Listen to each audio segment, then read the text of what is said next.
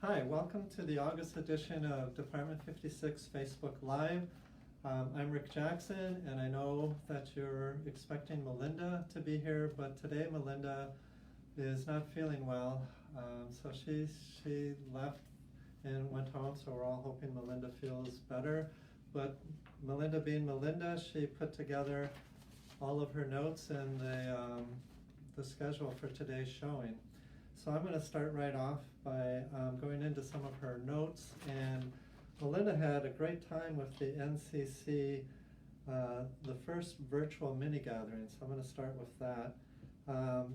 So Melinda wanted to take just a minute to congratulate the NCC on their first virtual mini gathering that was held via Zoom on Saturday, July 31st. With over 300 participants, it was a giant success. The committee included all the aspects of an in-person event: seminars, a display contest, raffles, and prizes. Congratulations to Rosie Hurtado, who won the board display contest, and to Robin Hervey, who was selected as Collector of the Year. Through the efforts of the NCC, this event raised $7,500 for the First Responders Children's Foundation, a charity that Department 56 and UNESCO is also contributing to, with the sale of several products dedicated to the 20th anniversary remembrance of 9/11. And I'll have to say, every time we've done these events, whether they're in person and now online, it's just amazed me how much money that we raise for these groups that for these foundations and different things like that. It's always amazing. Thank you for everything you did with this this fundraiser. I think I've attended some events and sometimes even more money. Just amazing. And then auctions, the prices just go up and up as long as they know it's for a good cause. So thank you for that. If you attended the event, you were given a sneak peek at a few of the new Halloween pieces for 2022. If you weren't, you'll have to wait until October 2021, which is when we're going to do a live event, like a sales conference type event where we're going to show off what we've done for Halloween. And the samples have been coming in. I've been looking at them, Kiri's been painting them, and they look great. So I think you're going to enjoy when you see them, and then we'll see how well you did in identifying which piece is which based on the sneak peek that Melinda put together for you. And then Melinda wanted to just clarify that these Halloween products will ship as normal. But we just wanted to give an earlier peek so that people can get a little more excited and take a look at them and figure out your spending dollars. Right now, we're going to have Kiri step in. I am pleased to invite Kiri Namvet. She's been here almost as long as I have, I think 22 years. 22 years of working for Department 56, developing and working on product. If you've seen past shows, you've seen Kiri talk about sculpting and talk about painting, and now we've made some changes as we've gone through the pandemic, we've gone through workloads, and Kiri has now taken on a lot, if not all, of the figurine designs. So the figurines that you're going to see for January 2022, the large part of them have been designed by Kiri. And so we thought this would be a nice time to get some input from Kiri on the difference between taking art and making a sculpt as opposed to changing and working on paper and getting it ready and then sending it off to the factory and somebody else is sculpting it. So I'm going to step aside, I'm going to read off a couple questions, and then we're going to let Kiri take a shot at it. All right. Well, welcome, Kiri. Hi. Hello, everyone. The first question that Melinda put together is, how is designing on paper different from sculpting the 3D pieces you normally work on? It really is quite different because it just starts with an idea versus with the sculpting. I have the idea out right there on paper ahead of me.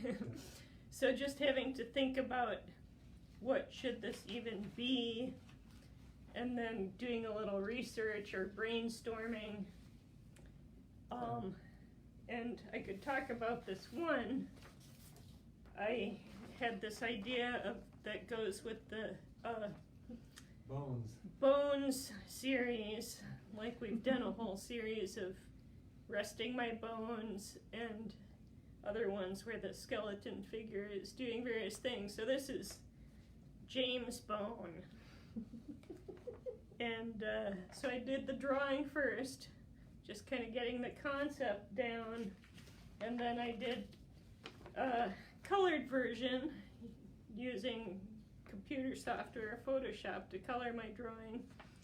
And then it was amazing to be able to see the actual three-dimensional object that had been made from my art.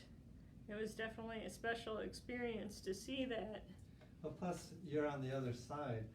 Instead of us sending the art and then sending your wax model, you're sending the art and you're approving the sculpts. And so, so that was great.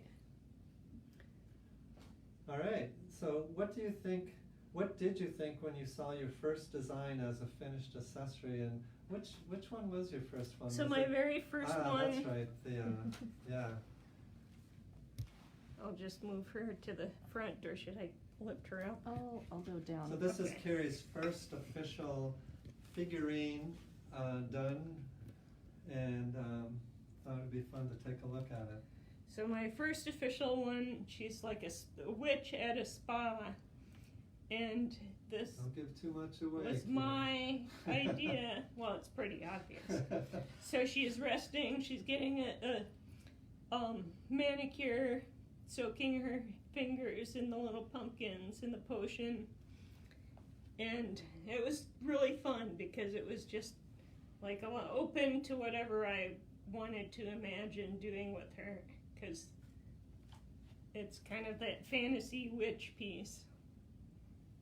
So it was really fun to see it in the actual three-dimensional shape, because they did a great job with it. Yeah, sometimes you can always, when you're sending the art, sometimes it's not quite captured in 2D, and sometimes they might miss something when they do the sculpting. And I think with your art, I've been pretty happy with the sculpts as I've been reviewing them as they've come back. So it's been a good transition. So I think of this one in particular, it was pretty cute. Yeah, I think as a sculptor, as someone who started with sculpting, I maybe had a good grip of like what information should be on the page in order to get the idea across. Yeah. And then you put 3 pieces on the turntable there. So the third piece is, that's part of our Day of the Dead series, right? Yeah, and I picked this one out because that was something I had to research a little bit. I did some research into the bread that they make for Day of the Dead, the pan de muerto. So it's bread of the dead, and it's traditionally has like a sugar coating on it. So it's got like glitter on there for the sugar. And I thought that turned out really good, and it will go well with the other Day of the Dead pieces we have done. Yeah, and I like the idea that the 3 figures you have show kind of a range of the stuff that we have to do at Department 56. So when we're looking at doing figurines, we're looking at doing figurines for Dickens Village, and then we're doing figurines for Snow Village, and then we go to Halloween and I'm probably missing a village, Christmas in the City. So you have to keep shifting gears and putting on all the different hats to try to make sure we capture a figure that's perfectly landed in Dickens Village and not somewhere in between. So it requires a lot of research and a lot of moving around. And even within Halloween, you get like the realistic human figures and the scary skeletons and the kind of silly things too. Yeah. Yeah, and then also, these set of figures here are all in resin for our Halloween series. And so that's a little more straightforward with the production and manufacturing. But you're also drawing figurines for porcelain and ceramic. And I think it's been helpful with your sculpting as you're drawing them. It's kind of like when I work on houses, like at home, I like to do the taping because then I know it's all going to be cut right. So when I do the sheetrock, rather, Right. I know it's all going to be cut in place and easy to tape and finish. And I think with your background with sculpting and working with the drawings, you get a better understanding of how it all goes together. And I think that's appreciated on the other end when the art is sent over. Yeah, I think that's probably true. Because I've been in sculpting, I understand what is actually possible Exactly. to pull out of a mold. So you've got some skeletons, you got some witches, you got some Day of the Dead.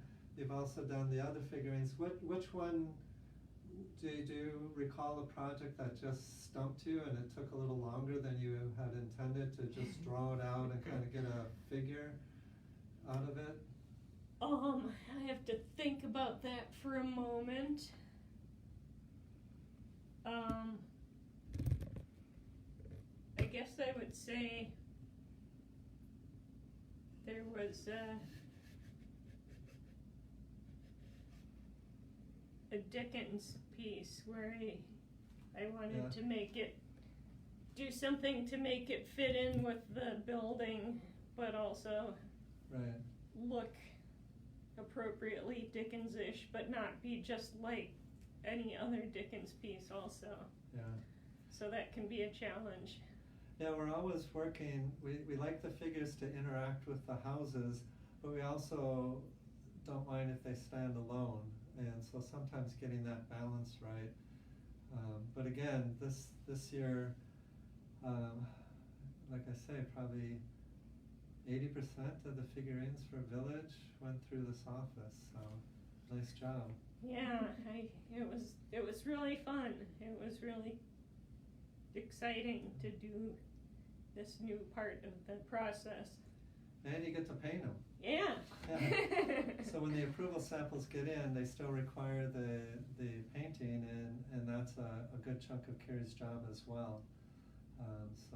And I love mixing colors and getting it on just right, so Yeah. I like that part too. So is it easier mixing colors for a green witch as it is for Dickens Village? Yes. Yes. All right. Does Melinda have any other questions on her list? Well, hello. So I think that I think we've covered everything. Is there anything you want to throw out there as far as like if you had to weigh this between sculpting a house and designing figures, do you like keeping your feet in both, or? I do like keeping my feet in both because it's such a different process. Like sculpting a house especially they're big, there's a lot of work involved. It takes a long time, like 3 to 4 weeks for a house. Yeah. And that just is a really long time to be focused on the same thing, and especially toward the end of it where I'm perfecting every little spot. It's very painstaking. So you can. And designing a figure it's much more like maybe not instant gratification, but quick results, and seeing my finished artwork is fun to get that pretty quickly. And plus you're thinking a little differently, you're using your hands a little differently, so that kind of gives you a respite between the two. Yeah. And I think what we were trying to do is, make sure that Carrie has a sculpt that she's working on, and then figurines, we work with a list, so I'll give her maybe 3 or 4 at a time, so if she's just getting to a point on the house where she's looking for a break, she can step away and then start doing some design sketching and getting some ideas for our presentation. We do ideation meeting once a week where everybody presents their art, and so she can work around that schedule so that she can come to the meeting. We'll either look at the repaints of the house or look at some new art, as well as the art from the other artists for the houses and a lot of the cross product, and of course some of the figurines as well. So I don't know, that's all I got. So if you do have questions, you certainly can post your questions, and Melinda will take a shot at answering them. I'm not sure how to go through that process of it, but I want to thank Kiri for stepping in. I want to thank Rebecca for filming us once again, and I want to I'm hoping maybe Melinda's watching, and hopefully she's not feeling even worse watching how things played out without her, but I also want to wish her, I hope she's feeling much better and feeling good, so that come around September will be our next Department 56, what do we call it, Facebook Live. So thank you. Bye-bye. Yay.